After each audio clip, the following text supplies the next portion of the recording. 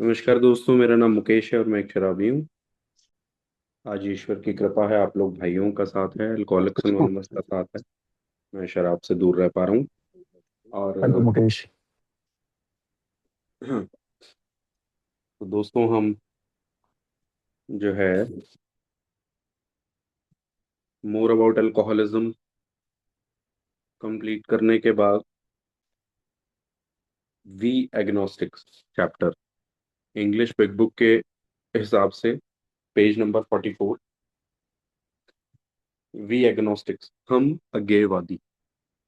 क्या होता है एग्नोस्टिक्स? अज्ञेयवादी किसको कहा जाता है?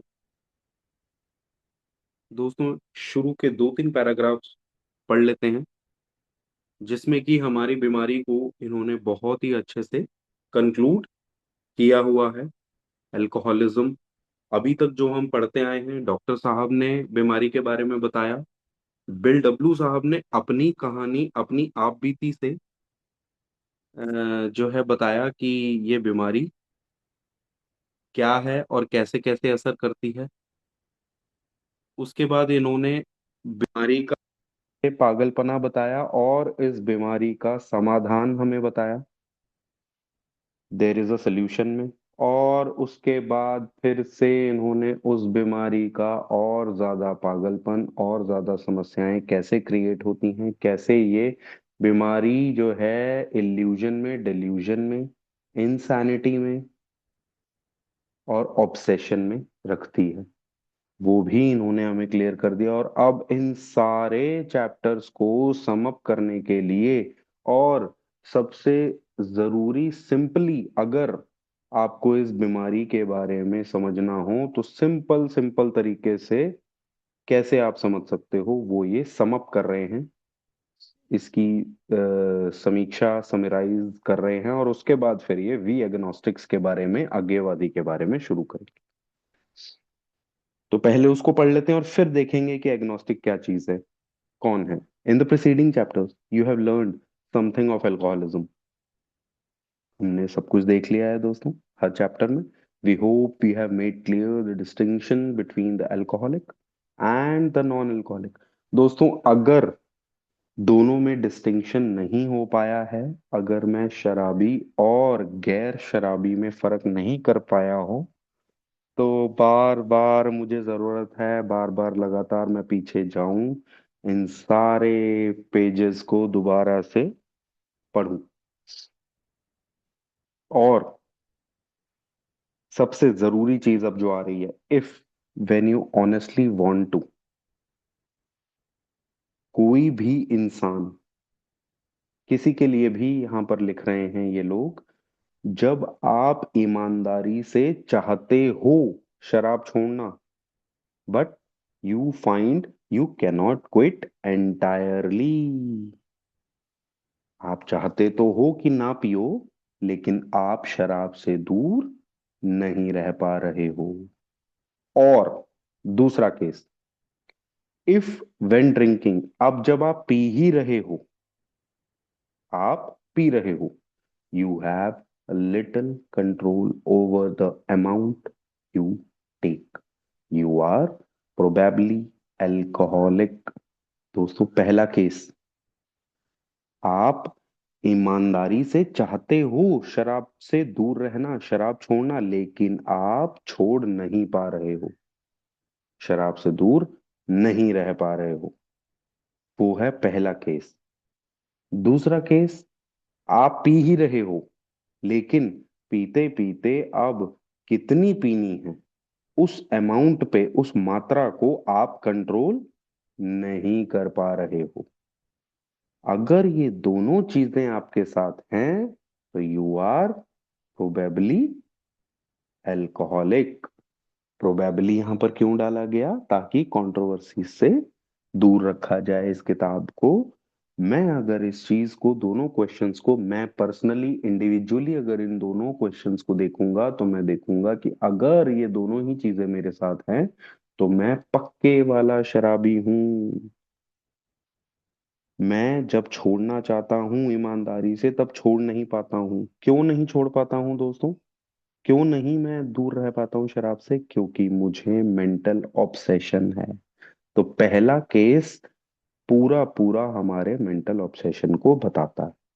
और दूसरी चीज, जब बंदा पी ही रहा है, पीते के साथ ही क्या होगा? फेनोमेना ऑफ क्रेविंग डेवलप होगा। और उस फेनोमेना ऑफ क्रेविंग की वजह से वो अपनी शराब की मात्रा को कभी भी कंट्रोल नहीं कर पाएगा। और जिस वजह से जो है बार बार लगातार वो मात्रा को बढ़ाता जाएगा, उसका सुरूर, उसका नशा कभी पूरा नहीं होगा। ये कहाँ से होता है? फेनोमेना ऑफ क्रेविंग की वजह से। तो दूसरा जो पॉइंट इन्होंने हमें दिया है वो किस वजह से है दोस्तों? क्रेविंग, शारीरिक प्यास, फिजिकल एलर्जी की वजह से। If that be the case, you may be suffering from an illness which only a spiritual experience will conquer. ये कौन सी इलनेस है दोस्तों? Two fold illness. पहला मेंटल ऑब्सेशन, दूसरा फिजिकल एलर्जी। ये दो धारी जो तलवार है, ये दो धारी जो इलनेस है, इसका इलाज कहाँ से होना है? Spiritual experience. ये स्पिरिचुअल एक्सपीरियंस जो हम देयर इज अ सोल्यूशन में पढ़ा हमने, ये उसका जो है समाधान हो सकता है। इस दो धारी इलनेस का, इस दो धारी तलवार का सॉल्यूशन सिर्फ और सिर्फ स्पिरिचुअल एक्सपीरियंस में है। Vital spiritual experience. तो समस्या क्या है दोस्तों? Mind and body. और सॉल्यूशन कहाँ है? Emotion and soul. To one who feels he is an atheist or agnostic, such an experience seems impossible. अब अगर ये बीमारी मेरे साथ है, तो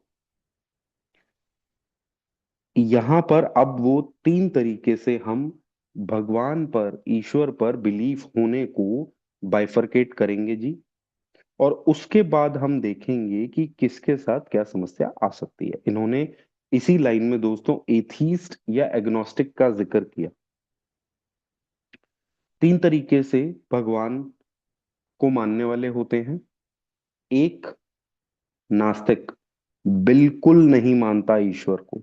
नास्तिक को ही एथीस्ट कहा जा सकता है, जो कि ईश्वर में विश्वास नहीं रखता और वो कहता है कि ईश्वर नहीं है। वो कहता है कि मेरे पास सबूत है कि ईश्वर का कोई प्रमाण नहीं। दूसरा होता है जी आस्तिक, जो पूरा अच्छे से मानता है कि भगवान है और वो प्रमाण दे सकता है। आस्तिक, या उसको हम बोलेंगे बिलीवर।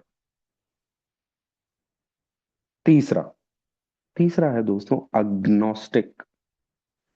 एग्नोस्टिक को अगर हम देखें कि इसका मीनिंग क्या है, तो एग नोस्टिक अलग अलग कर देते हैं। एग का मतलब होता है विदाउट, विदाउट मतलब बिना। एग का मतलब बिना। और नोस्टिक का मतलब होता है नॉलेज। तो एग्नोस्टिक का मतलब हो गया बिना नॉलेज के, बिना दिमाग के, बिना जानकारी के। एग्नोस्टिक वो इंसान होता है दोस्तों जो आस्तिक और नास्तिक के बीच में लटका हुआ रहता है। एग्नोस्टिक वो इंसान होता है दोस्तों जो ईश्वर में विश्वास तो रखता है, लेकिन शो सिर्फ वही चलाएगा, काम वो अपने हिसाब से ही करेगा। एग्नोस्टिक वो इंसान है दोस्तों जो भगवान में विश्वास तो करता है, लेकिन उसके जो एक्शंस होते हैं, वो एक्शंस इस तरीके से करता है कि कोई ऐसा भगवान है ही नहीं जैसे। वो भगवान में विश्वास रख रहा है, लेकिन उसके एक्शंस ये शो कर रहे हैं कि वो ही भगवान है, वो ही सब कुछ कर रहा है। उसको लगता ही नहीं कि कोई ईश्वर उसके जीवन में काम कर रहा है। उसके एक्शंस कभी भी ये चीज नहीं दिखाते हैं। एग्नोस्टिक वो इंसान है दोस्तों जो कि भगवान में तो विश्वास करता है, लेकिन भगवान की इच्छा में कभी भी ध्यान या विश्वास नहीं रखता है। एग्नोस्टिक वो इंसान है दोस्तों जो भगवान में तो विश्वास रखता है, लेकिन उसको ये लगता है कि भगवान उसके जीवन में कभी कुछ नहीं करेगा। ये वो इंसान है जिसकी अब हम बात करने वाले हैं, जो कि मुझे पूरा पूरा लगता है कि मैं था। और अब मैं एक एक दिन कर करके इस एग्नोस्टिक से बिलीवर की जर्नी में जाता हूँ, बीच बीच में वापस से इस एग्नोस्टिक बिहेवियर में आ सकता हूँ। वो दिक्कत नहीं देता, जितनी देर मैं वहां पर होता हूँ वो मेरे लिए दिक्कत है। मुझे वापस बिलीवर की कैटेगरी में आना पड़ता है अगर मुझे एक अच्छा जीवन हैप्पी जॉयफुल फ्रीडम के साथ बिताना है।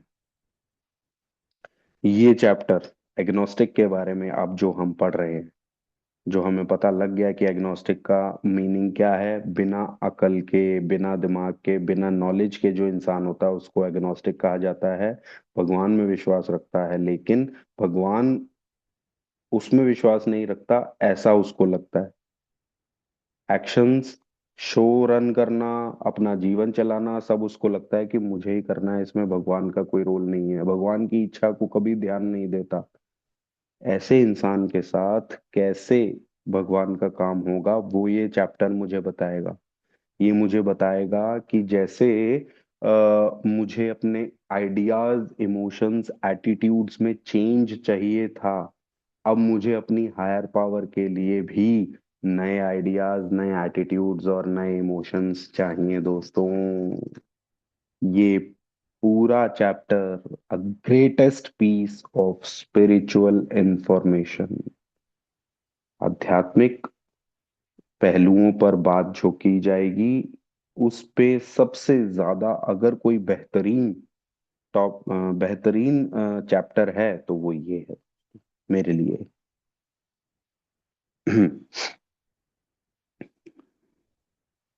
To one who feels he's an atheist or agnostic, such an experience seems impossible. But to continue as he is means disaster, especially if he is an alcoholic of the hopeless variety. दोस्तों, alcoholism है, वो alcoholism अब जो है अपनी peak पर आ गया है और होपलेसनेस की ऐसी दशा छा चुकी है कि अल्कोहलिक अब जीवन नहीं जी पा रहा। तो अगर उसके साथ वो उसका एथीस्ट बिहेवियर और एग्नोस्टिक बिहेवियर भी है तो सोने पर सुहागा हो जाएगा, और करेला वो भी नीम चढ़ा हो जाएगा, और फिर रिकवरी इम्पॉसिबल है। स्पिरिचुअल एक्सपीरियंस ऐसा होना, ऐसा इमोशंस, आइडियाज में बदलाव होना बिल्कुल ही इम्पॉसिबल हो जाएगा दोस्तों। To be doomed to an alcoholic death or to live on a spiritual basis are not always easy alternatives to face। दोस्तों यहाँ पर अब दो चीजें हैं, यहाँ पर दो चीजें ये आती हैं कि या तो मैं पहले कदम में ही रहूं, हाँ मैं पावरलेस हूँ शराब पर, मेरा जीवन अस्त हो गया है, हाँ, वो है शराबी मौत को दुर्भाग्यपूर्ण स्वीकार कर लेना, पहला कदम। To remain in the problem और to live on a spiritual basis, आध्यात्मिक आधार पर अपना जीवन जीना, वो है दोस्तों हमारा step two. Came to believe that a higher power will restore me to sanity. ये दूसरा कदम लेना है मुझे, या मुझे पहले ही कदम में रह करके मर जाना है, खत्म कर लेना है अपने आप को। दोनों ही चीजें आसान नहीं है। शराबी मौत मरना या एक रिकवरी में बेहतर जीवन जीना, दोनों विकल्पों में दोस्तों बहुत पेन है, सफरिंग है। पीने में भी इंजॉयमेंट नहीं है, और बिना पीने में जिंदगी को फेस करने में, चीजों को बगैर शराब के देखने में, सुलझाने में, समझने में, जीवन जीने में भी बहुत ज्यादा पेन है, बहुत ज्यादा सफरिंग है। अच्छा, पीने में क्यों पेन है दोस्तों? वो दुर्भाग्य क्यों? क्योंकि कभी ना तो मैं कंट्रोल कर पाऊंगा, और कभी ना तो मैं इंजॉय कर पाऊंगा। कभी कंट्रोल, कभी इंजॉय नहीं कर पाया शराब को, तो शराब भी पी करके मैं कभी खुश नहीं रह सकता। और अगर मैं शराब से दूर रहना चाहूं और एक जीवन बिताना चाहूं बगैर शराब के, तब भी मैं खुश नहीं रह सकता। शराबी का कहते हैं अल्कोहलिक्स आर डूम्ड, ये शराबी दुर्भाग्यपूर्ण होते हैं, श्रापित, condemned to drink and die. पीने के लिए और पीते पीते मरने के लिए बने हैं क्या शराबी? इनके लिए दोनों तरफ, एक तरफ कुआं है और एक तरफ खाई है, और बीच में है पनघट की पतली सी, बहुत पतली सी, जिसपे एक पैर भी मेरा बहुत मुश्किल आ सकता है। तो मैं कदम कैसे रखूंगा जीवन में? हल्का सा डाइवर्ज हुआ तो इस तरफ गिरा, हल्का सा डाइवर्ज हुआ तो उस तरफ गिरा। मेरा ये हिसाब है, ना तो पिए खुश और ना बिना पिए खुश। But it isn't so difficult. About half our original fellowship were of exactly that type. At first, some of us tried to avoid the issue, hoping against hope we were not true alcoholics. दोस्तों, denial की बीमारी है, किसी को नहीं पता था, लेकिन निराश मत होइए। ज्यादातर लोग मेरे जैसे ही थे यहाँ पर। मैं एग्नोस्टिक अपने आप को बता रहा हूँ, मैं अज्ञेयवादी अपने आप को बता रहा हूँ, लेकिन आज मैं एक एक दिन कर करके उस अज्ञेयवादी पने से, उस एग्नोस्टिक पने से बाहर निकल कर आ रहा हूँ। यहाँ पर तकरीबन 75% लोग ऐसे ही थे, और उनको शुरुआत में जो है डिनायल डिफाइंस आता था, क्योंकि ये इलनेस क्या है, डिनायल डिफाइंस की इलनेस है। लेकिन दोस्तों, एक और बात बता दूं, ये जो इलनेस है तो टर्मिनल इलनेस। टर्मिनल इलनेस क्या होती है? जिसका कोई इलाज नहीं होता, ठीक है ना? लेकिन ये एक ऐसी ब्यूटीफुल टर्मिनल इलनेस है दोस्तों, कि अगर आप इससे रिकवरी में आ जाओगे इस किताब के जरिए, तो वो रिकवरी जो है आपको पहले से भी बेटर शेप में ले आएगी। ऐसी कोई बीमारी नहीं है जो आपको पहले से भी बेटर कर सके। कोई भी बीमारी है, आप जहां से शुरू हुए थे बीमार पड़ना, वहां तक ला देगी, या थोड़ी थोड़ी कॉम्प्लिकेशंस फिर भी आपके अंदर रह जाती हैं। ये बीमारी उल्टी है। ये जहां से आपने बीमारी में पड़े थे, ये बीमारी तो दूर होगी ही आपकी, इवन की जबकि टर्मिनल इलनेस है। लेकिन स्पिरिचुअल एक्सपीरियंस क्या करेगा? बीमारी तो आपकी दूर करेगा, but you will come out in a better shape than you were before. आप जो पहले थे उससे और ज्यादा बेहतर डिजाइन ऑफ लिविंग, और ज्यादा बेहतर शेप, मेंटली, फिजिकली, इमोशनली बन जाओगे।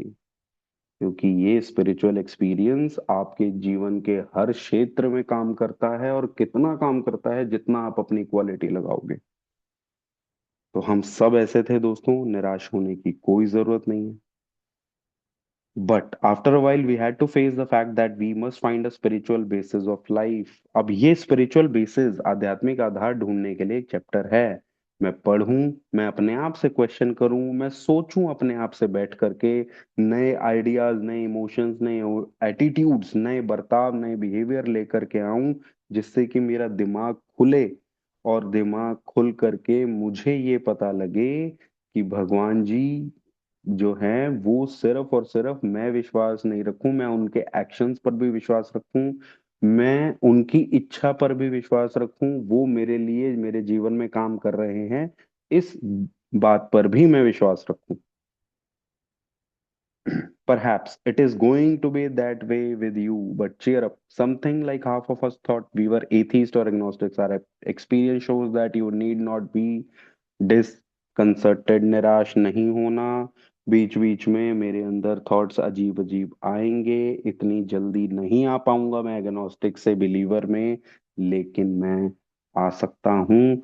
ये जरूरी है, कभी जल्दी या कभी देर से पक्का पक्का है कि मैं आ सकता हूँ।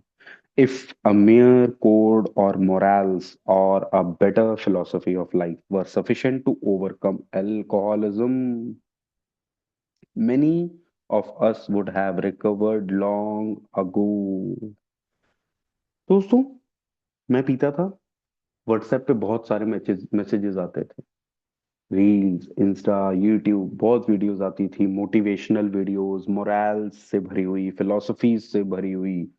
वो कोई धर्म से मेरे जुड़ी हुई कई चीजें आती थी, छोटी छोटी क्लिप्स आती थी, वीडियोस आती थी, जिसको मैं देखता सुनता भी था और सोचता था कि हाँ यार, ये मैं गलत कर रहा हूँ, ये मैं ऐसे कर रहा हूँ, लेकिन उससे कोई काम मेरा बना नहीं। वो फिलोसफीज, वो मोरालिटीज, हाँ, बचपन की बहुत याद आती थी मोरालिटीज। वेद पाठ हमारे स्कूल में पढ़ाया जाता था, वैदिक स्कूल था मेरा, और वेद पाठ मुझे पढ़ाया जाता था, तो उसमें बहुत सारी चीजें ऐसी थी जो कि मॉरल से, फिलोसफी से जुड़ी हुई थी। बड़ों का आदर करना चाहिए, झूठ नहीं बोलना चाहिए, ऐसे करना चाहिए, साफ सफाई रखनी चाहिए, ऐसे करना चाहिए, अपना ध्यान रखना चाहिए, घर वालों का, जो भी बहुत सारी चीजें हैं। लेकिन वो सब चीजें अगर मैं चाहता तो मैं लगा सकता था, लेकिन यहाँ शराब पीते समय, अपने अल्कोहलिज्म के दौरान, हो सकता है मैं रिकवर कर लेता, लेकिन यहाँ मैं लगा नहीं पाया। But we found that such codes and philosophies did not save us, no matter how much we tried. घर में बड़ों ने सिखाया, रिश्तेदारों ने सिखाया, दादा दादी ने, मम्मी पापा ने सिखाया, टीचर ने सिखाया, फिर भी मेरे को नहीं बचा पाई वो चीजें। विश किया मैंने, we could wish to be moral, मैंने किया यार, अब गुस्सा नहीं करूंगा, मैं काम पे ना बहुत ज्यादा गुस्सा कर रहा हूँ, मैं ऐसा कर रहा हूँ, मैं पी बहुत ज्यादा रहा हूँ, मैं ऐसे नहीं करूंगा आज से ना, ऐसे नहीं करूंगा, वैसे नहीं करूंगा। We could wish to be philosophically comforted, हाँ, फिलोसफीज में घुसना, फिलोसफीज के बारे में बातें करना, फिलोसफी से फायदा लेना और इस दुनिया को फायदा देना, वो सब चाहता था मैं। In fact we could will these things with all our might. मैं चाहता था कि अपना पूरा अंदर तक का जोर लगा करके चाहता था कि भैया ये सारी चीजें, ये फिलोसफीज, ये मोरल्स मेरे अंदर होने चाहिए। But the needed power was not there. लेकिन पावर जो चाहिए थी वो यहाँ नहीं थी। कौन सी पावर चाहिए थी मुझे दोस्तों? ये मोरल्स, ये फिलोसफीज तो थी मेरे पास, और हर एक का एक वैल्यू सिस्टम होता है उसके अंदर। हर एक के बुद्धि में उसका एक मॉरल वैल्यू सिस्टम होता है। लेकिन मेरा वो सब था, लेकिन जो सबसे ज्यादा जरूरी थी दोस्तों, नीडेड पावर, यहाँ ये सबसे ज्यादा मार्क करने वाली बात है। पावर जो जरूरत की थी वो कभी नहीं थी मेरे पास। यहाँ बिल डब्ल्यू साहब ने कील ठोक दी है मेरे माथे पर। Hit the nail on the head, मतलब कि बहुत बड़ी बात कर दी है मेरे लिए कि भैया तेरे पास पावर नहीं है, जो जरूरत वाली पावर है वो तेरे पास नहीं है। मॉरल्स, फिलोसफीज, बहुत सारी चीजें हो सकती है, लेकिन अगर उससे तूने रिकवरी लेनी होती तो तू कब से रिकवरी ले चुका होता। वो मोरल्स ने, फिलोसफीज ने, वेद पाठ ने, टीचर ने, रिश्तेदारों ने, दादा दादी ने, किसी की बातों ने तुझे नहीं बचाया। बातें करने के लिए, बातें बनाने के लिए वो चीजें ठीक थी तेरे लिए, इससे ज्यादा कुछ नहीं। Our human resources as marshalled by the will. मेरे ह्यूमन रिसोर्सेज क्या हैं दोस्तों? ह्यूमन रिसोर्सेज, मेरे संसाधन, पैसा, गाड़ी, घोड़ा, मेरे जितना कैश बैलेंस, बैंक बैलेंस, मेरे रुतबा, मेरी सोसाइटी, मेरी पावर, मेरी जानकारियां, मेरे दोस्त यार, रिश्तेदार, मेरी अप्रोचेस, वो सारी चीजें मेरे ह्यूमन रिसोर्सेज है।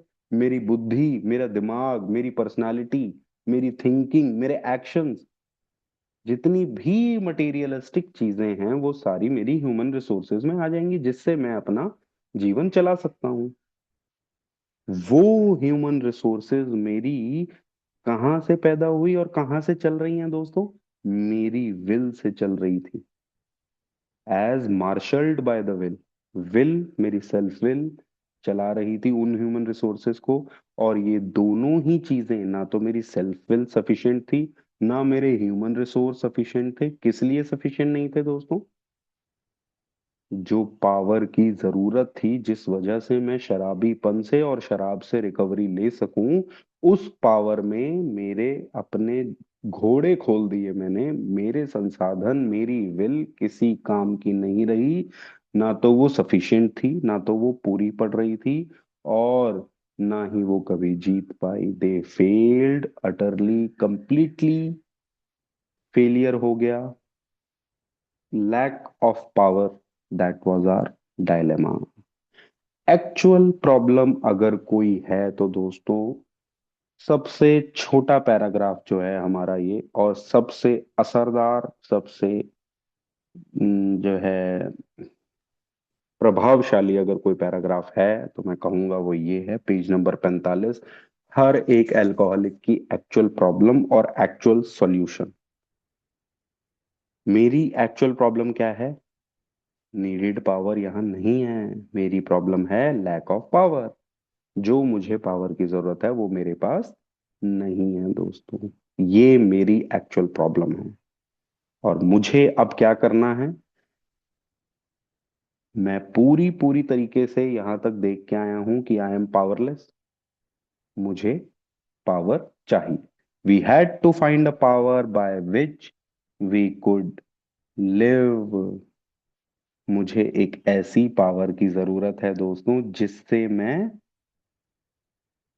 शराब से दूर रह सकूं? नहीं। मैं पैसे कमा सकूं? नहीं। मैं अपने रिश्ते ठीक कर सकूं? नहीं। मुझे एक ऐसी पावर की जरूरत है जिससे मैं जी सकूं। क्या शराबी की प्रॉब्लम पीने की है? क्या शराबी की प्रॉब्लम रिश्ते खराब जो थे उनको ठीक करने की है? क्या शराबी की प्रॉब्लम घर के खर्चे चलाने की है? शराबी की प्रॉब्लम है जीवन जीने की।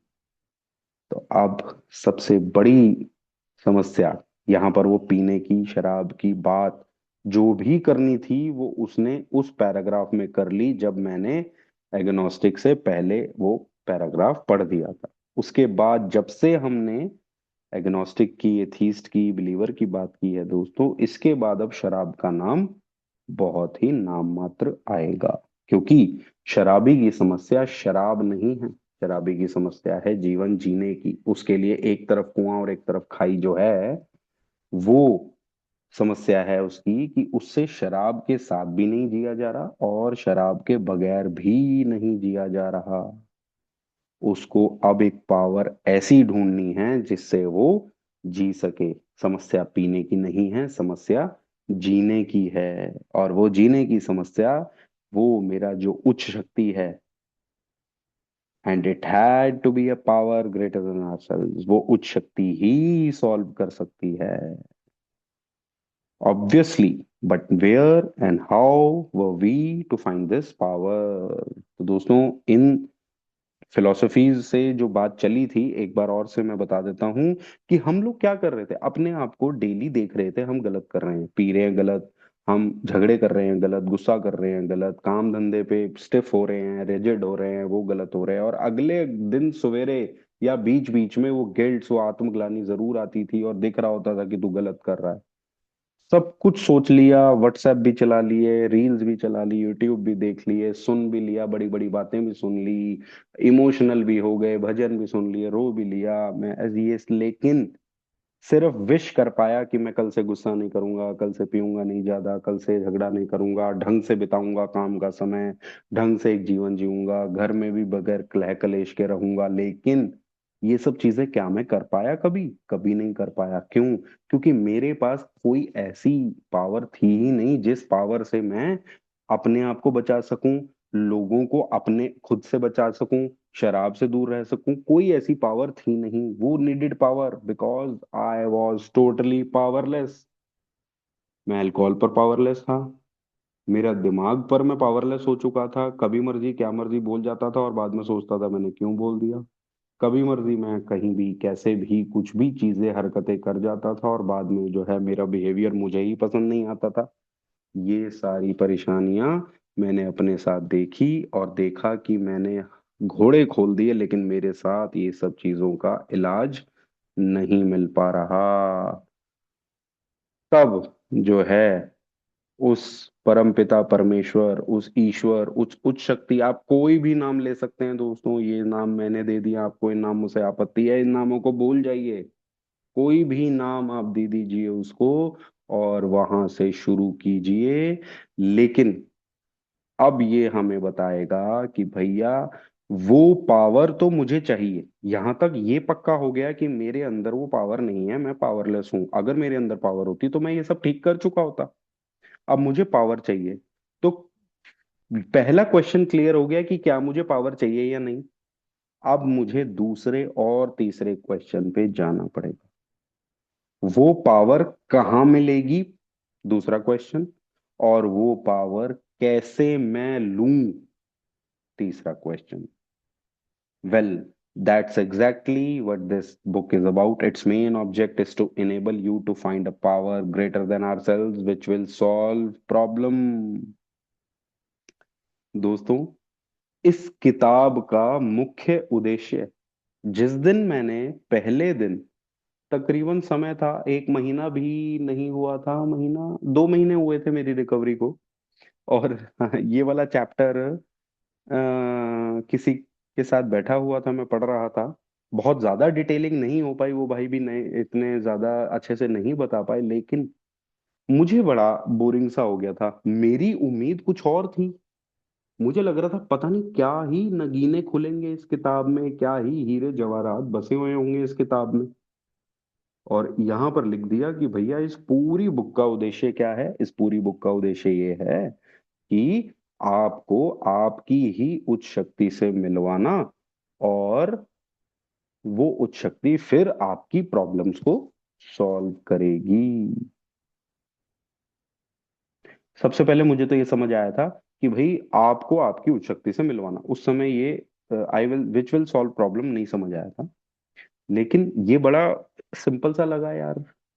क्या सिर्फ यही प्रोग्राम है? क्या सिर्फ इसी से ठीक हो जाएगा? मैं तो कुछ और सोच के बैठा था, पता नहीं क्या राक्षसों, मतलब एक बड़ा सा विशाल काय रूप होगा इस प्रोग्राम का। और हर गुत्थी हर पेज में नई नई नई नई निकलेगी, पता नहीं क्या क्या निकलेगी। हाँ, वो चीजें अलग तरीके से खुल रही हैं आज, लेकिन मुद्दा सिर्फ यही रहेगा इस पूरे किताब का। इस पूरे किताब का मुद्दा ये नहीं है कि ड्रिंकिंग आपने कैसे बंद करनी है, वो आपका मैटर है। आपने बंद करनी है, आपने पीनी है, आपने नहीं पीनी है, वो सब आपके मैटर्स हैं।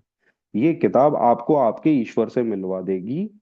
और सबसे जरूरी चीज, वो ईश्वर आपकी प्रॉब्लम सॉल्व करेगा, आप नहीं सॉल्व करोगे अपनी प्रॉब्लम्स। और वो आप सिर्फ एक जरिया बनोगे। आपका ईश्वर आपको क्या करेगा जी? आपको गाइड करता जाएगा, आप उनसे गाइडेंस लोगे, आप एक जरिया बनोगे। और आप जरिया बन करके उनका कहा, उनके हिसाब से जीवन चलाओगे और अपनी प्रॉब्लम्स को उनके तरीके से सॉल्व कर पाओगे। तो एक्चुअली आप नहीं कर रहे हो, आप एक जरिया बन रहे हो। You are just a pipeline, कि ऊपर से पानी आ रहा है और आप एक जरिया बन रहे हो उस पानी को आगे पहुंचाने का।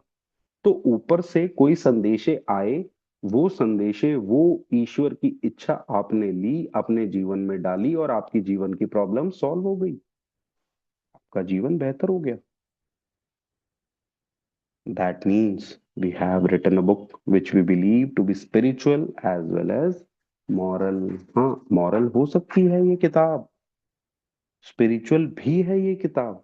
और इन दोनों का मिश्रण बना करके एक बहुत अच्छी किताब इन्होंने लिख डाली है, जिसमें ये मुझे ईश्वर के बारे में बताएंगे। And it means, of course, that we are going to talk about God here. Difficulty arises with agnostics.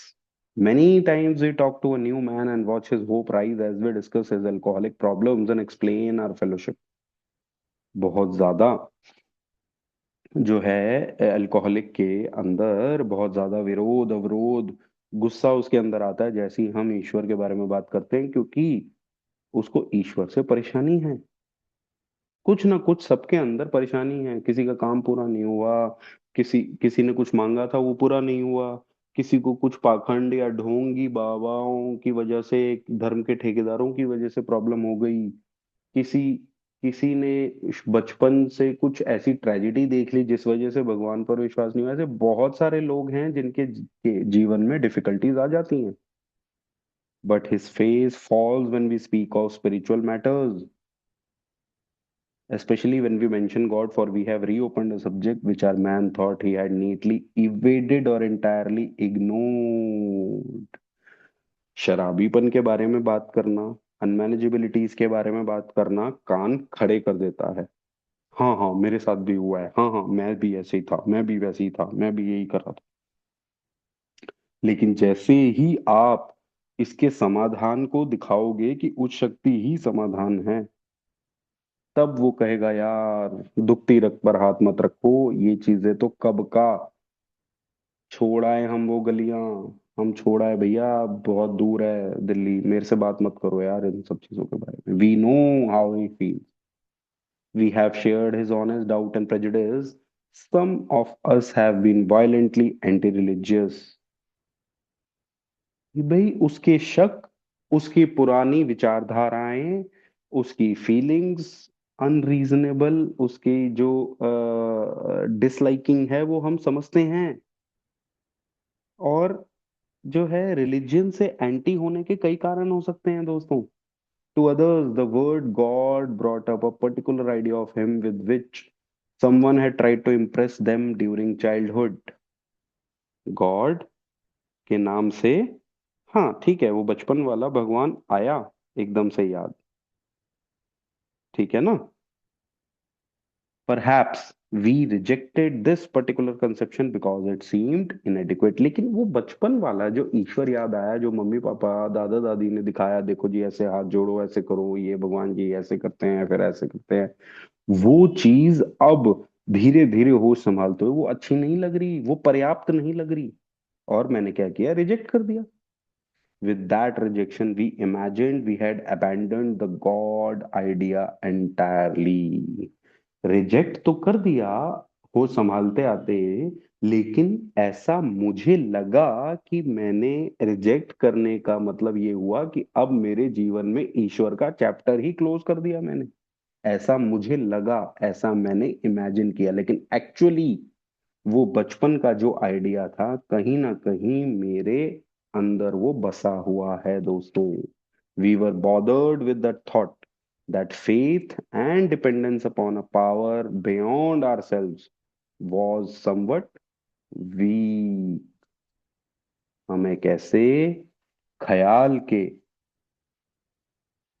शिकार थे, ऐसे ख्याल से परेशान थे कि भाई जो मैं अगर भगवान पर विश्वास करूंगा और भगवान पर मैं अपनी निर्भरता रखूंगा तो मैं एक कायर बुजदिल इंसान हूं, इवन कोवार्डली। मैं बहुत ज्यादा डिपेंड करूंगा या मैं थोड़ा भी डिपेंड करूंगा, थोड़ा भी विश्वास रखूंगा तो मैं बहुत ही कायर हूं, मेरे बस का कुछ नहीं है, मैं बेवकूफ दिखूंगा अपने आप को। We look upon this world of warring individuals, warring theological systems, and inexplicable calamity with deep skepticism. जितने भी लोग हैं, जितने भी सिस्टम्स हैं, या जितनी भी ये कैलामिटीज हैं, बहुत ही ज्यादा संदेह, बहुत ही ज्यादा शक है मुझे। मुझे क्या लगता है ना दोस्तों, कि अगर भगवान है तो फिर ये इंडिविजुअल्स जो हैं, आपस के लोग जो हैं, लड़ क्यों रहे हैं। ये जो सिस्टम है कि भाई ये कहीं कहीं इतनी ज्यादा जो है भूकंप आएगा, कहीं कहीं बाढ़ होगी इतनी ज्यादा, ये क्यों है। कहीं कहीं पर एक देश दूसरे देश पर इतने बड़े बड़े बम फोड़ देता है कि उसकी आने वाली चार पुश्तें खराब पैदा होती हैं। ये ऐसा क्यों हो रहा है? अगर भगवान है तो ये मारकाट, ये बाढ़, ये लड़ाइयां, ये भूकंप, ये सब क्यों? We looked askance at many individuals who claimed to be godly. अब दूसरी चीज क्या बता रहे हैं दोस्तों? पहली चीज इन्होंने बताई कि ये बाढ़, मारकाट, लड़ाइयां क्यों हैं अगर भगवान है तो। क्यों भूकंप आते हैं? क्यों लोग देश एक दूसरे देशों को खा रहा है, खत्म कर देता है? ठीक है। अब दूसरा सिचुएशन ये क्या बता रहे हैं कि कुछ लोग हैं जो अपने आप को भगवान बताते हैं, भगवान जैसा बताते हैं। क्यों बताते हैं? वो क्यों पाखंड कर रहे हैं, क्यों ढोंग कर रहे हैं, वो क्यों पैसे लूट रहे हैं वो? How could a supreme being have anything to do with all?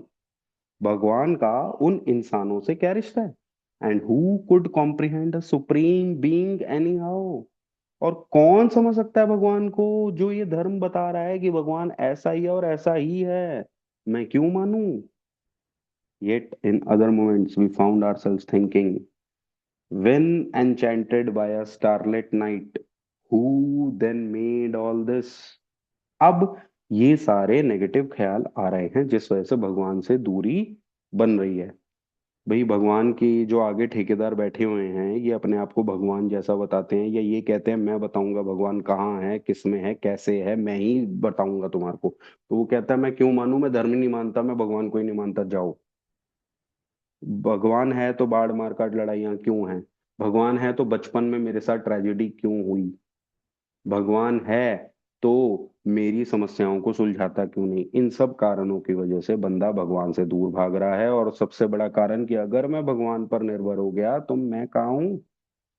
भैया मैं पर्याप्त हूँ। मुझे भगवान ने हाथ पैर दिए, दिमाग दिया, तो मैं क्यों ना करूँ? मैं भगवान पर निर्भर क्यों रहूं? मैं भगवान पर विश्वास क्यों रखूं? मैं अपने ऊपर विश्वास रखूंगा। लेकिन इन सब चीजों के अलावा कभी कभी क्या होता है, किसी भी भाई, मेंबर भाई, शराबी भाई हो ना हो, कोई भी एग्नोस्टिक भाई हो, उसके दिमाग में क्या आता है जी? We found ourselves thinking when enchanted by a starlit night. बाहर देख रहा हूं आसमान की तरफ और क्या बोल रहा हूं, तो यार ये तारे, ये सितारे, ये पेड़, ये पौधे, ये जमीन, ये आसमान, ये सब बनाया किसने? Who then made all this? There was a feeling of awe and wonder. अरे हाँ यार, ये तो बिल्कुल सही ख्याल है, किसने बनाया फिर? अगर भगवान है ही नहीं, भगवान है ही नहीं, ठीक है, ये सब तेरी बात ठीक है, बाढ़ मारकाट लड़ाइयाँ, पाखंड ढोंग, ये सब तेरी बात ठीक है, लेकिन यार ये सब बनाया किसने? और फीलिंग आती है, सोचने पर मजबूर करती है, भौचक्का रह जाता है शराबी। और वो फीलिंग जो है वंडर की, ऑ की जो फीलिंग है, वो फीलिंग, बड़े ही फ्लीटिंग थॉट्स आते हैं। अच्छे ख्याल शराबी को हमेशा थोड़े आते हैं जी, बहुत नाम मात्र अच्छे ख्याल आते हैं, और वो इस तरीके से, it was fleeting and soon lost. उड़ते उड़ते ख्याल आते हैं और बहुत ही जल्दी उड़ जाते हैं, खो जाते हैं। Yes, we of agnostic temperament have had these thoughts and experiences. Let us make haste to reassure you. We found that as soon as we were able to lay aside prejudice and express even a willingness to believe in a power greater than ourselves, we commenced to get results, even though it was impossible for any of us to fully define or comprehend that power, which is God. दोस्तों, मेरा temperament क्या है? मेरी condition agnostic वाली है या नहीं है? हाँ। तो इस तरह के ख्यालात, इस तरीके के एक्सपीरियंसेस मेरे भी रहे। ईश्वर पर मैं विश्वास नहीं कर पा रहा था, ईश्वर की इच्छा पर विश्वास बिल्कुल भी नहीं कर पा रहा था। तो यहाँ पर किताब फिर से मुझे पॉजिटिव कर रही है, और ऐसे ही सिर्फ दिखाने के लिए नहीं कर रही है, वो पक्का पक्का ये कह रही है आप थोड़ी सी अपनी पुरानी विचारधाराओं को एक साइड कर दो, और अपने अंदर इतनी सी भी इच्छुकता ले आओ, छोटी सी इच्छुकता, कण कण कण की इच्छुकता भी ले आओ अगर आप, तो आप एक हायर पावर के लिए विलिंग हो जाओ। मानो मत अभी, सिर्फ विलिंग हो जाओ कि हाँ मैं एक हायर पावर को मानना चाहता हूं। आपको रिजल्ट्स आने लगेंगे। आपने उस पावर को देखा है, नहीं देखा, समझा है, नहीं समझा, जाना है, माना है, जो भी अभी कुछ नहीं किया है, जो कि ईश्वर है। लेकिन अगर आप सिर्फ एक छोटी सी इच्छा ही क्यों ना ले आओ, आपका काम शुरू है। आपकी रिकवरी का पहला टप्पा डल गया है। Much to our relief we discovered we did not need to consider another's conception of God. किसी और का कंसेप्शन, किसी और की सोच ईश्वर की मुझे नहीं लगानी, मेरी अपनी सोच ही पर्याप्त है। Our own conception however inadequate was sufficient to make the approach and to effect a contact with him। मेरा अपना कंसेप्शन बिल्कुल ठीक है, चाहे वो इनएडिक्यूट है, चाहे वो बचपन में सिर्फ 2 बार ही मेरे को मिला था, मैं उस ईश्वर से, मेरे को अच्छा लगा था उस ईश्वर के साथ, और उसके बाद से मैंने रिजेक्ट कर दिया था वो आइडिया। लेकिन वो आइडिया भी पर्याप्त हो सकता है, was sufficient to make the approach. आप कॉन्टैक्ट भी बना सकते हो, शुरुआत भी कर सकते हो। As soon as we admitted the possible existence of a creative intelligence, जैसे ही मैंने इस सृजनात्मक शक्ति की, ये जो ईश्वरीय स्मार्टनेस है, ईश्वरीय इंटेलिजेंस है, जो सृजनात्मक शक्ति कौन है, ईश्वर, उसके बारे में माना कि हाँ वो है। भगवान नहीं है, भगवान के कई नाम दे रहे हैं बिल डब्ल्यू साहब हमें। क्रिएटिव इंटेलिजेंस, सृजनात्मक शक्ति या सृजनात्मक इंटेलिजेंस, आप इसको भगवान बोलो या क्रिएटिव इंटेलिजेंस बोलो। A spirit of the universe, आप इसको क्या बोल सकते हो, स्पिरिट ऑफ द यूनिवर्स, क्योंकि ये एक विश्व की आत्मा है, इस पूरे यूनिवर्स की जो आत्मा है। Underlying the totality of things, अब ये पूरी जो विश्व की आत्मा है, इसने सारी चीजों को अपने अंदर लिया हुआ है। ये चांद, ये तारे, ये गैलेक्सीज, ये स्पेस, ये earth, moon, Mars, Venus, Saturn, Jupiter, जितने प्लैनेट्स हैं, जितनी गैलेक्सीज हैं, जितने ही ये इसमें अलग अलग तरीके के और भी मासेस हैं, स्पेस है, कुछ है, वो सारी चीजों को इसने अपने अंदर समाया हुआ है। जैसे ही मैं मानता हूं कि हाँ कोई ना कोई शक्ति है, चाहे वो क्रिएटिव इंटेलिजेंस के रूप में हो, चाहे वो गॉड के रूप में हो, चाहे वो यूनिवर्सल स्पिरिट के रूप में हो दोस्तों, जैसे ही मैं इतना सा भी मानता हूं या मानने को इच्छुक भी होता हूं, we began to be possessed of a new sense of power and direction. तभी की तभी दोस्तों फर्क आने लग जाता है। आपको एक नई पावर का एहसास, आपको डायरेक्शंस मिलने लग जाती है, जो मेरे जीवन में कभी कोई डायरेक्शन ही तो नहीं थी। वो डायरेक्शन, वो पावर एक नई तरीके की, पुरानी पावर है नहीं, पुरानी पावर तो मैं शराब से लेता था, पुरानी पावर तो मैं गुस्से से लेता था। अब मैं नई पावर, नया डायरेक्शन ईश्वर से लूंगा। और ईश्वर नाम नहीं दे रहा Bill W, creative intelligence, spirit of universe. वो पावर एंड डायरेक्शन मुझे नई वहां से मिलेगी, लेकिन कब मिलेगी? Terms and conditions apply, asterisk mark कर रखा है यहाँ पर। Provided we took other simple steps, कुछ कदम हमने उठाने होंगे, ये 12 कदम हमने लेने होंगे, तो मैं नई पावर, नई डायरेक्शन को देख पाऊंगा। 2-3 लाइंस रह गई हैं, कंप्लीट कर लेता हूँ। We found that God does not make too hard terms with those who seek him. दोस्तों ये हमारा डेली रिफ्लेक्शन भी है। और मैं भगवान को सिर्फ सीख कर सकता हूं, मैं भगवान को फाइंड नहीं कर सकता।